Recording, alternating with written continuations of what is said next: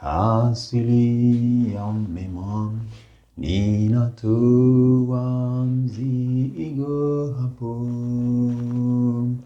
nina uzima furaha daima, njooni kafurahini hapo. Baba wa neema, kwa msalaba tumepata ukombozi, tumepata wokovu, tumeokolewa. Asante kwa huruma zako ambazo ni nyingi na fadhili zako ambazo ni kuu sana. Jina lako likatukuzwe tena, jina lako likahimidiwe tena. Na kushukuru Baba, nafsi yangu Bwana ya kutukuza, nafsi zetu zikuabudu zikutukuze, na watu walisifu jina lako tena katika muda huu. Uhimidiwe Bwana Mungu mfalme wa falme, kwa rehema zako zilizokuu na nyingi. Asante kwa sababu umetuhurumia, asante kwa sababu umetupenda, asante kwa ajili ya ukuu, uweza na nguvu zako, katika jina la Yesu Kristo. Damu yako Yesu naiomba ikaendelee kunena mema tena saa hii, na nguvu zako mwenye nguvu zikaendelee kutawala, kumiliki malango yetu katika maisha yote, katika nchi yetu, katika kanisa, katika familia.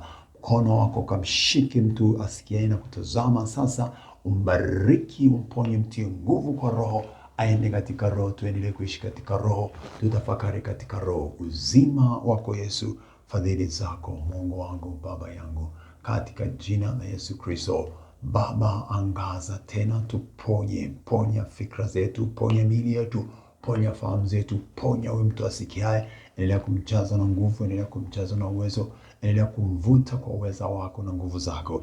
Jina lako Yesu, jina lenye nguvu, jina lako lenye uweza na mamlaka, jina lipitalo kila jina, likatende mapenzi yako tu Baba yangu, nguvu zako tu Mwokozi wangu, ziwe nasi tena, nena nasi tena, kwa utukufu wa jina lako, kwa mkono wako wenye nguvu, Mungu mwenye nguvu, Bwana wa utukufu, katika jina la Yesu Kristo. Asante kwa sababu watupenda, asante kwa sababu watusikia, asante kwa sababu watuokoa. Ufalme wako, uweza wako na nguvu zako, katika jina la Yesu Kristo.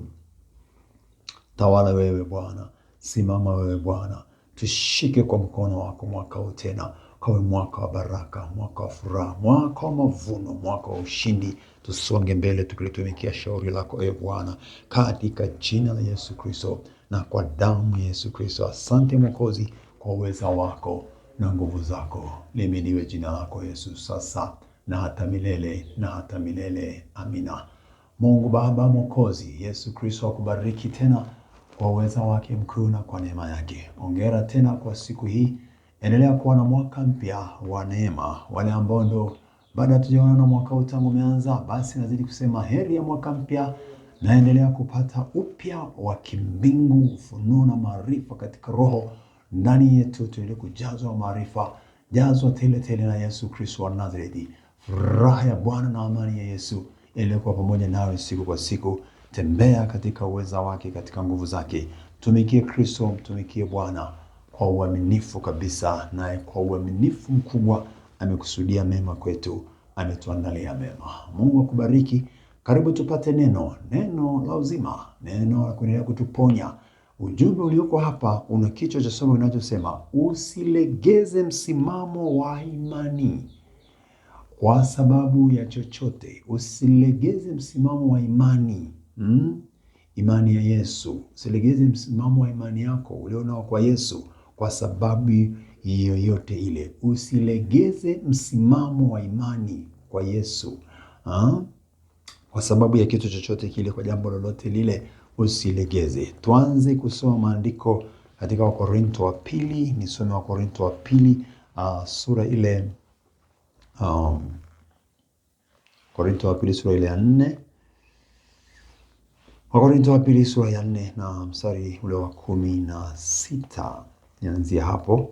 Anasema, kwa hiyo hatulegei, bali ijapokuwa utu wetu wa nje unachakaa, lakini utu wetu wa ndani unafanywa upya siku kwa siku.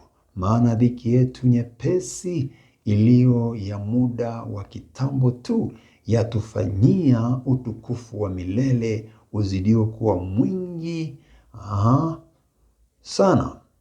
tusiviangalie vinavyoonekana bali visivyoonekana, kwa maana vinavyoonekana ni vya muda tu, bali visivyoonekana ni vya milele. Haleluya, jina la Yesu litukuzwe sana.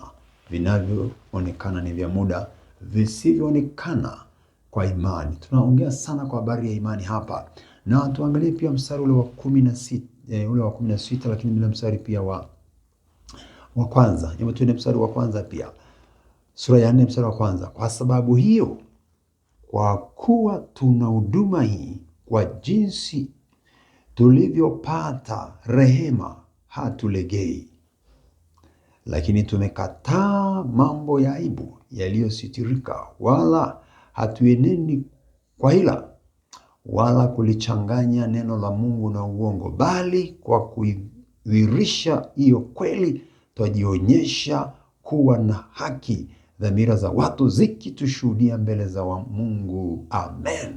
Haleluya sana milele. Nataka tuangalie sana swala la imani hapa. Swala la imani, na ni sehemu muhimu sana ya maisha yetu ya Kikristo, sehemu muhimu sana ambayo tunatakiwa tuwe makini na muhimu mno, kwa sababu imani inawindwa kila saa, kila siku na yule aitwaye Ibilisi.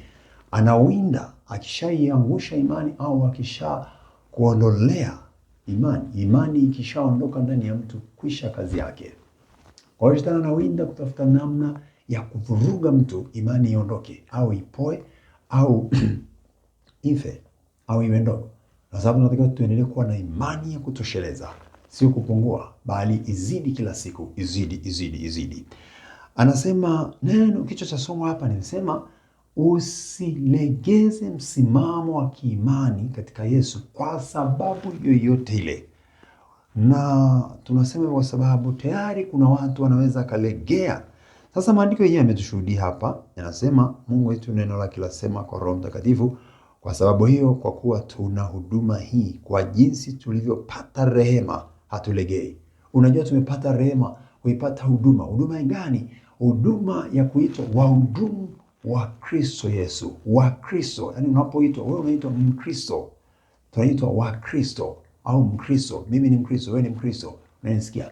Manake wa Yesu, wahudumu wa Agano Jipya, wahudumu wa Yesu Kristo. Tunahudumu kwa sisi, ni watumwa, sio watumwa wa dhambi, sio watumwa wa uchawi, sio watumwa wa uongo, sio watumwa wa ubaya, sio watumwa wa dunia. Ramoshetereba rikonda sikitiriba ya osiana na osana na mesiria hamesia. Sisi ni wahudumu wa Agano Jipya, sisi ni wahudumu wa Yesu Kristo. Tumhudumie au tuhudumu kwa Yesu Kristo. Wewe ni mhudumu, si katika vitu vya ulimwengu, wewe ni mhudumu katika ulimwengu ule ujao. Kwa hiyo tunaishi kwenye hii dunia, tunapita huku na kule, na tunapopita basi tunaendelea kuhudumu kwa Kristo.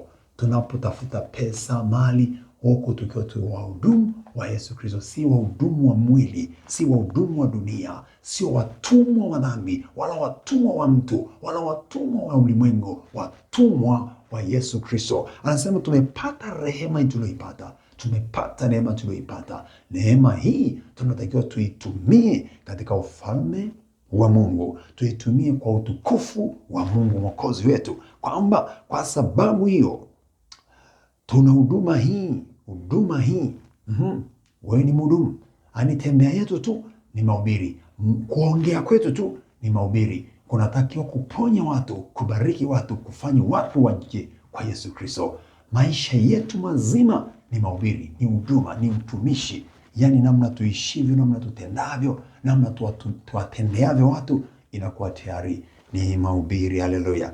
Kwa anasema kwa jinsi tunavyopata rehema, hatulegei. Hatutakiwi kulegea. Kwa neema tuliyoipata, tunatakiwa kukaza mwendo na tusimame imara, msimamo wa kiimani. Ongezeka msimamo, usilegeze msimamo wa kiimani, kwa sababu umefika wakati mgumu, kwa sababu umekutana na dhoruba, kwa sababu umekutana na misukosuko ya dunia, kwa sababu kuna mambo yamebadilika kwenye nchi, kwenye taifa, au kokote, kwa vyovyote. Simama kwenye msimamo pale pale. Sikiliza Roho Mungu anavyokuongoza, anavyokuelekeza. Simama kwenye msimamo wa kiimani, wala usibadilike. Lakini tumekataa mambo ya aibu yaliyositirika, yaliyojificha ficha, mambo ya aibu ya kujificha ficha, wala hatuenendi kwa hila wala kulichanganya neno la Mungu na uongo, bali kwa kuidhirisha hiyo kweli twajionyesha kuwa na haki, dhamira za watu zikitushuhudia mbele za Mungu. Tumekataa. Huwezi kulichanganya neno la Mungu na uongo. Maana yake ni kwamba huwezi kuitwa Mkristo alafu mara ukaitwa muongo, ukaitwa pale mkweli, hapa ukaitwa muongo, ukaitwa mbabaishaji, ukaitwa mlevi, ukaitwa sijui nani, ukaitwa hivyo mchonganishi, hivyo ukaitwa sijui nani.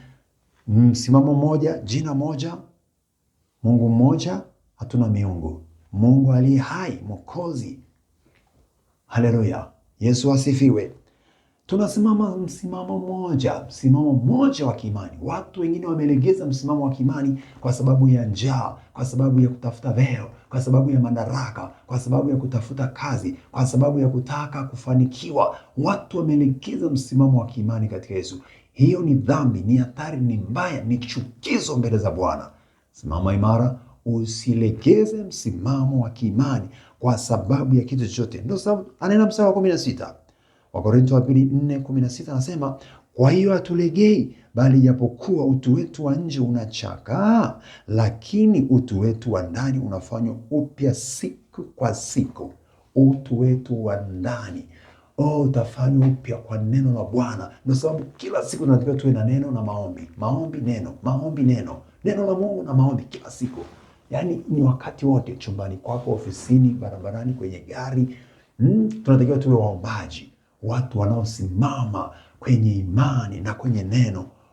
Japokuwa utu wa nje unaweza ukaendelea kuchakaa kwa sababu hizi na zile, kuna vitu vingi, ukawa na hali ya udhaifu katika mwili. Lakini nasema hatuogopi wala hatutakiwi kulegea. Usilegeze msimamo wa kiimani kwa sababu ya kitu chochote, kwa namna yote, kwa vitu vyote. Weka msimamo mmoja kwamba umesimama kwenye neno, umesimama kwenye kweli ya Mungu. Watu wajue wewe ni mtu uliye na kweli ya Mungu tu, huna kulichanganya neno la Mungu na nini na uongo. Anasema hapa, tumekataa kulichanganya neno la Mungu na uongo. Kata ujulikane kwa mweupe. Usiwe mweupe, usiwe cheusi, chekundu, cheupe, cheusi. Umeamua nyeupe. Nyosha njia. Usiwe mbabaishaji. Watu wamelegeza msimamo wa kiimani kwa sababu ya pesa, kwa sababu ya hela, kwa sababu ya chakula. Watu wamelegeza msimamo. Wameona ngoja tu hapa Mungu atanisamehe, ngoja tu hapa niibie, ngoja. Mungu hayuko hivyo. Mungu anataka tuwe na msimamo mmoja. Weupe. Tusichanganye. Kwa sababu anasema anachukia aliye vuguvugu, kwamba haeleweki ni baridi, haeleweki ni moto. Mungu hataki vuguvugu, anataka aliyeamua kwa moto. Au kama umeamua kukaa kwenye baridi, basi uitwe baridi. Mimi nakushauri amua kuingia, uwe moto. Mkristo ni mtu moto. Haleluya. Mpendwa, usilegee. Japokuwa kuna vita na majaribu na misukosuko ndani yako, usilegee. Weka imani sawasawa. Kaa kwenye imani tu. Tembea kwa imani. Simama imara. Ni nyakati za mwisho, ni nyakati za hatari sana ambazo hazitaki kulegea. Ukilegea, utatumbukia kwenye shimo la adui. Usilegee. Kaza mwendo mpendwa. Kaza mwendo baba yangu. Kaza mwendo kijana. Kaza mwendo dada, mama. Kaza mwendo. Songa mbele katika jina la Yesu Kristo. Anasema hatulegei. Usilegeze msimamo wa kiimani. Maana dhiki yetu nyepesi iliyo ya muda kitambo tu yatufanyia utukufu. Nasoma mstari wa 17. Kuna dhiki tunazopitia. Katika Yohana, Yesu anasema duniani mnayo dhiki. Yohana sura ya 16 mstari ile ya mwisho. Duniani mnayo dhiki, lakini jipeni moyo. Mimi nimeushinda ulimwengu. Duniani dhiki ipo. Tujipe moyo kwa sababu tunayemwamini, imani yetu tumeiweka kwa ambaye ameshaushinda ulimwengu, na yeye anatupatia nguvu ya kushinda na zaidi ya kushinda. Na anasema basi dhiki yetu hiyo nyepesi tuliyoipata ni ya muda wa kitambo tu, ambayo pia itatufanyia utukufu wa milele. uzidio kuwa mwingi sana. Tunapata kuinuliwa, kustawi tunapopitia dhiki, majaribu, au niseme tunapopitia majaribu, misukosuko. Hiyo inatusaidia sisi kuendelea kuimarika, inatufanya tuendelee kuimarika, inatufanya tuendelee kuimarika kiimani, sio kulegea bali kuimarika, sio kulegea bali kuwa jasiri kwamba hili nalo nitalishinda, hili nalo nitapita, hapa lazima nipite. Hakuna kukwama, ila kuna kupita, kuna kushinda. Kwa hiyo misukosuko itatufanya tuimarike, tunajijenga, tunakuwa bora, imara. Misukosuko, majaribu ni ya kutufanya tuwe imara, sio kulegea kiimani, kiroho, sio kuendelea na udhaifu au kuingia kwenye udhaifu, bali tuendelee katika nguvu za Roho. Haleluya! Mungu akutie nguvu. Pole kwa changamoto ulionayo, pole kwa majaribu uliyokutana nayo, usifanye ukalegea. Songa mbele, weka msimamo, weka ujasiri na ushujaa katika jina la Yesu Kristo. Anasema tusiviangalie vinavyoonekana, tusiviangalie vinavyoonekana, bali visivyoonekana, kwa maana vinavyoonekana ni vya muda tu, bali visivyoonekana ni vya milele. Visivyoonekana, imani ni pale tunaenda sasa kwenye Ibrania sura 11 mstari wa kwanza hapo. Imani ni kuwa na hakika. Imani ni bayana ya mambo yasiyotarajiwa, ni mambo yasiyoonekana, ni bayana ya mambo yasiyotarajiwa. Yani ni vitu ambavyo bado kama vile havijadhihirika, lakini unajua vipo, unajua vinakuja kwa uhakika, unajua vipo na wala havikosekani, hakikosekani, kwamba tunakwenda kupata, tunakwenda kupokea. Haleluya sana milele, haleluya sana milele. Tusiviangalie vinavyoonekana, usilegezwe msimamo wako wa kiimani kwa sababu ya vitu vinavyoonekana, bali vitu vinavyoonekana ni vya muda. Anasema ni vya muda. Kwa maana vinavyoonekana ni vya muda tu. Vinavyoonekana kwa macho haya ni vya muda tu, ila vile ambavyo viko mbali havionekani. Hivyo ndivyo tunatakiwa kuvitafuta sana, kung'ang'ana sana hapo, kung'ang'ana sana hapo, kutafuta sana sana sana, kwa sababu katika hivyo tunaweza kabisa kuendelea kupata ushindi mkubwa. Usilegee msimamo wa kiimani, usikubali kulegeza msimamo wa kiimani kwa sababu yoyote ile. Vitu vinavyoonekana ni vya muda, basi usije ukavutwa na vitu vya dunia ukaiacha imani au ukachanganye mambo. Biblia imesema tusilichanganye neno la Mungu, tusilichanganye neno la Mungu, tusilichanganye neno la Mungu. Nataka tuone habari ya mtu mmoja ambaye alisimama imara hata wakati wa vipigo na maumivu makali, lakini alisimama hata kifo kampata, lakini alibaki kwenye imani. Aitwaye Stefano. Stefano tumwangalie Matendo ya Mitume 7:59 hadi 60. Matendo ya Mitume sura ya 7. Tasoma mistari ile michache pale. Ukisoma kuanzia mstari wa 51, 53 na kuendelea, utaona ni vile ambavyo alikuwa anawaambia habari za neno, na wakakasirika Wayahudi, wakakasirika watu, wakakasirika sana hawa katika kuhubiria, na wakamsagia hata meno, yani hasira zao zikawaka, kwa sababu alisema kweli, akawa kuhubiri habari za kweli ya Yesu. Mstari wa 59 nasema wakampiga kwa mawe Stefano, naye akiomba, naye akaomba akisema, Bwana Yesu, pokea roho yangu. Akapiga magoti, akalia kwa sauti kuu, Bwana, usiwahesabie dhambi hii. Akiisha kusema haya, akalala. Na Sauli alikuwa akiona vema kwa kuuawa kwake. Kwa hiyo mistari ya nyuma, mstari wa 57 kwa mfano anasema wakapiga kelele kwa sauti kuu, wakaziba masikio yao, wakamrukia kwa nia moja, wakamtoa nje ya mji, wakampiga kwa mawe.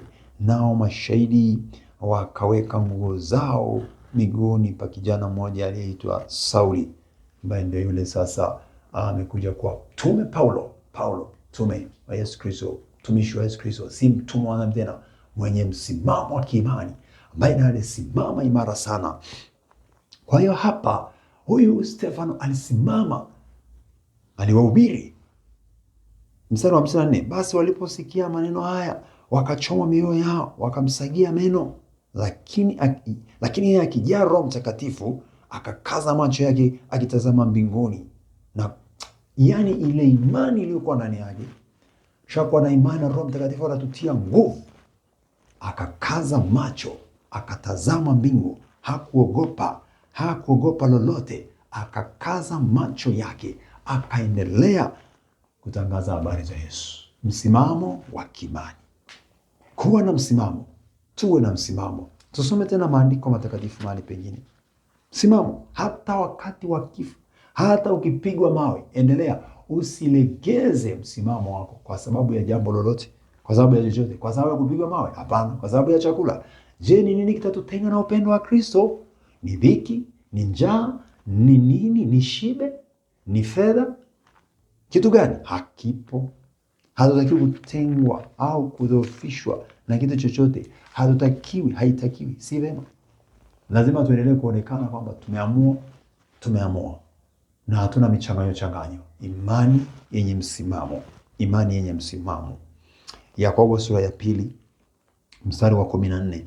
Yakobo 2:14. Ndugu zangu, yafaa nini mtu akisema kwamba anayo imani lakini hana matendo? Je, ile imani yaweza kumwokoa? Ikiwa ndugu mwanamume au ndugu mwanamke yu uchi na kupungukiwa na riziki, na mtu wa kwenu akamwambia, enenda zenu kwa amani mkaote moto na kushiba, lakini asiwape mahitaji ya mwili, yafaa nini? Vivyo hivyo na imani isipokuwa ina matendo imekufa nafsini mwake. Vivyo hivyo na imani pasipokuwa na matendo imekufa nafsini mwake. Anasema, ndugu zangu, yafaa nini mtu akisema kwamba anayo imani lakini hana matendo? Je, hiyo imani bila matendo yaweza kuokoa? Maana ni kwamba imani yenye matendo ndio inayookoa. Maana yake ni kwamba onyesha msimamo kwamba umesimama kwenye imani. Onyesha kwamba umesimama kwenye imani, na imani hiyo ina matendo. Onyesha kwa matendo. Tuonyeshe kwa matendo kwamba kweli tumesimama kwenye imani. Tunaitumia imani ya Yesu Kristo. Tunaitegemea imani ya Yesu Kristo. Tunaitumia imani ya Yesu Kristo. Tunatembea katika imani. Tunatembea kwa imani. Tunaishi katika imani. Tumesimama katika imani. Onyesha matendo yetu yaonekane. Kwa hiyo tusilegee. Lazima tuonyeshe kwa matendo. Lazima tuonyeshe kwa matendo. Lazima matendo yetu yaonekane. Lazima matendo yetu yaonyeshe. Lazima matendo yetu yaonyeshe kwamba yanatokana na imani ya Yesu Kristo. Tumesimama kwenye imani ya Yesu Kristo. Imani bila matendo imekufa. Kwa hiyo maana yake ni kwamba huwezi kusema unamwamini Yesu lakini matendo yako yanaonyesha kwamba unaogopa. Unafanya vitendo ambavyo watu wakiangalia wanaona kabisa wewe una imani, au vinaonyesha kabisa wewe una mashaka, au wewe pana unafanya nje ya neno la Mungu. Vitendo vyetu vionyeshe kwamba vinatendwa kwa imani, vinatendeka kwa nguvu ya imani, kwa nguvu ya imani, kwa uwezo wa imani. Haleluya sana milele. Haleluya sana milele. Haleluya sana milele. Usilegeze msimamo wa kiimani. Onyesha imani yako na matendo. Tusije tukasema nina imani tu, na imani tu. Bwana Yesu asifiwe, Bwana Yesu asifiwe. Lakini huyo Bwana Yesu asifiwe, asifiwe, huko ndani wako hakuna. Aonyesha, inaonekana kweli kwamba anasifiwa. Unaitwa Mkristo, onyesha kweli kwamba wewe ni Mkristo kweli. Ukristo wako, Ukristo uonekane na matendo ya Kikristo. Ukristo na matendo ya Kikristo, kwamba umesimama kwenye matendo, kwenye njia za Kristo, unafuata Kristo. Mtu akitaka kunifuata ajikane, moja hiyo, ajikane. 2, ajitwike msalaba. 3, anifuate. Matendo hayo, kwamba umejikana alafu unajitwika msalaba. Hilo ni tendo, kujitwika msalaba alafu kumfuata Yesu. Kujitwika msalaba maana nyingine ni kwamba ni kujivika, ni kubeba moyoni yale ambayo hata Kristo wakati mwingine alipita. Kwa maana ya unaweza ukadharaulika, unaweza ukatukana, unaweza ukapuuzwa, unaweza ukakataliwa hata na ndugu zako, au na mahali pengine unaweza tu ukaonekana si kitu. Ofisini hapo unaweza ukafanyiwa utakaofanyiwa, lakini unajua Yesu alipita na alishanipatia ushindi. Ndio sababu anasema duniani mnayo dhiki, lakini jipeni moyo, mimi nimeushinda. Yesu alishashinda. Basi tunashinda. Siogope, sirudi nyuma, silegee. Beba Ukristo, beba gharama, ingia gharama kwa sababu ya imani, ingia gharama kwa sababu ya imani. Hakuna kitu bure rahisi. Lazima tuendelee kuwa imara, kwa sababu kuwa kwetu imara kutaendelea kutufanya tusimame na Bwana anatukuzwa. Haleluya. Baba, katika jina la Yesu, asante kwa ajili ya neno lako.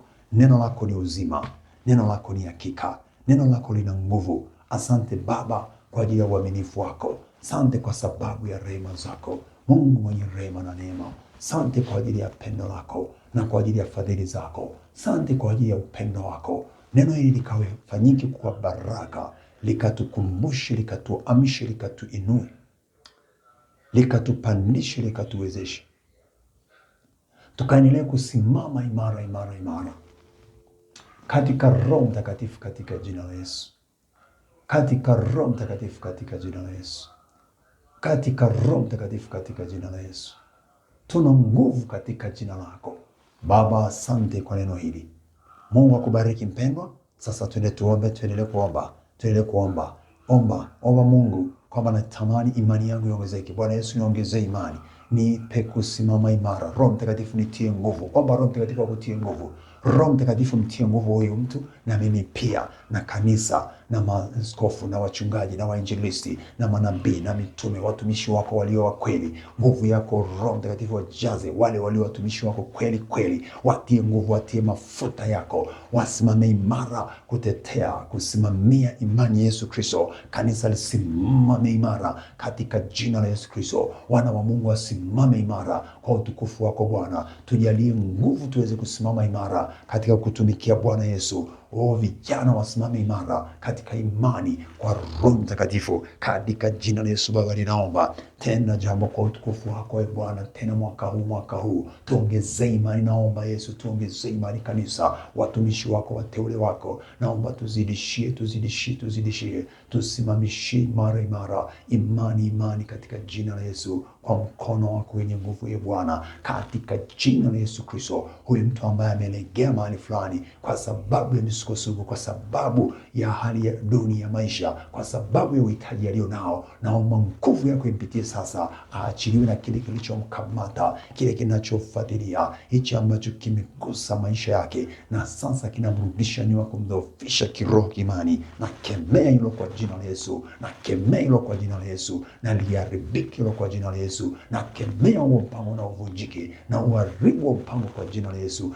Damu ya Yesu ikupe uzima, damu ya Yesu ikupe wokovu, damu ya Yesu kusiwezeshe usimame tena. Baba, mtie nguvu Yesu, naomba mrudishe tena kwa uweza wako, tena arudi tena, asimame imara katika imani. Tusimame imara katika imani, tusilegee kwa sababu yoyote, tusidhoofike kwa sababu yoyote. Bwana, tusaidie pale tulipochoka. Huyu kaka, huyu dada, huyu mtu aliyechoka na anaona achukue hatua nyingine, au adanganye, au achukue njia za pembeni, naomba nguvu yako isivute. Wewe Yesu ni njia, tena ni kweli, tena ni uzima. Naomba nguvu yako iwezeshe huyu mtu asichoke, asiende kwa njia za vichochoro, bali abaki kwenye njia kuu. Njia kuu ni Yesu, jiwe kuu la pembeni ni Yesu. Bwana, tuvute Bwana, uvute kwa uweza wako, rehema zako, fadhili zako na uweza wako. Yesu, ukamjaze sasa, ukampe neema, ukayakuse maisha yake. Fadhili zako Bwana, rehema ni zako Bwana, utukufu wote ni wako Bwana, katika jina la Yesu Kristo, katika jina la Yesu Kristo, katika jina la Yesu Kristo, katika jina la Yesu Kristo. Utukufu wote na nguvu ni zako Baba. Naomba gusa, ponya, okoa. Naomba gusa, ponya, okoa. Wewe uliyejaa neema, wewe uliyejaa fadhili Baba, jaze mtu huyu. Bwana Yesu akutie nguvu mpendwa. Bwana Yesu akutie nguvu. Usichoke, jitie moyo, jitie moyo, jitie moyo. Inuka tena, usilegee. Jipe moyo, jipe moyo, jipe moyo. Yesu ametushindia katika jina la Yesu. Endelea kuomba tu na wewe. Endelea kuita, muite Yesu, endelea kuomba, endelea kuita. Muite, anaitika. Endelea kumuita. Yeye ni mwaminifu, anasikia kuomba kwetu. Katika jina la Yesu, pewa kibali, pewa nguvu, pewa ufunuo, pewa maarifa. Roho ya neema ikujaze, roho ya neema, roho ya maombi. Endelea kuomba, endelea kumwambia Bwana, nisaidie, nitie nguvu, nisilegee popote kwa chochote. Roho Mtakatifu akuwezeshe, akuongoze. Roho Mtakatifu achilia nguvu na uwezo ndani yetu siku zote. Katika jina la Yesu Kristo, Bwana akubariki, Bwana akutie nguvu kwa Roho Mtakatifu, akuwezeshe, akuongoze. Neema ya Bwana Yesu pamoja nawe na nguvu na uwezo kila wakati, kila saa. Katika jina la Yesu wa Nazareti aliye hai. Endelea kuomba tu. Kumbuka pia kusubscribe kwenye YouTube channel yangu. Subscribe hapo kwenye simu yako, anakuonyesha mahali pa kugusa. Endelea kusubscribe, endelea kushare, kulike kwa utukufu wa Mungu Baba. Pia karibu nina huduma ya TikTok live muda wa saa 4 asubuhi, mchana saa 6 au saa 7, lakini pia saa 9 au saa 10, alafu saa 6 usiku. Saa 6 kuanzia saa 6 kamili usiku, huduma ya maombi na neno na maombi kwenye TikTok live. Karibu sana. Mungu akubariki. Endelea kuomba, unavyosikia kuomba, endelea kuomba kwa jina la Yesu. Namba ambayo ni ya sadaka kwa wanaotaka kutoa sadaka, namba ni 0787 62 75 91. 0787 62 75 91. Hiyo ni namba ya Airtel. Karibu kwa ajili ya sadaka yako. Lakini namba ile nyingine ni ya Voda, ambayo hizo namba pia naziandika hapo, zitakuwa hapo kwenye simu hapo. Ukiangalia utaziona simu yako hapo chini. 0762 282 439. Ya Vodacom hiyo ni 0762 282 439. Baba yangu na Mungu wangu kuwabariki, akubariki, akuchaze nguvu, kuchaze uwezo, kuchaze neema. Endelea mbele, usilegee, usichoke, songa. Roho Mtakatifu tia nguvu, tuchaze, tusonge mbele wakati wote, majira yote, katika jina la Yesu Kristo wa Nazareti. Asante Baba, tia nguvu mtu huyu aweze kuendelea kwa utukufu wa jina lako. Katika jina la Yesu, endelea kuomba, usinyamaze, endelea kuita. Yesu ni mtoshelevu, atosha. Asante Bwana kwa pendo lako.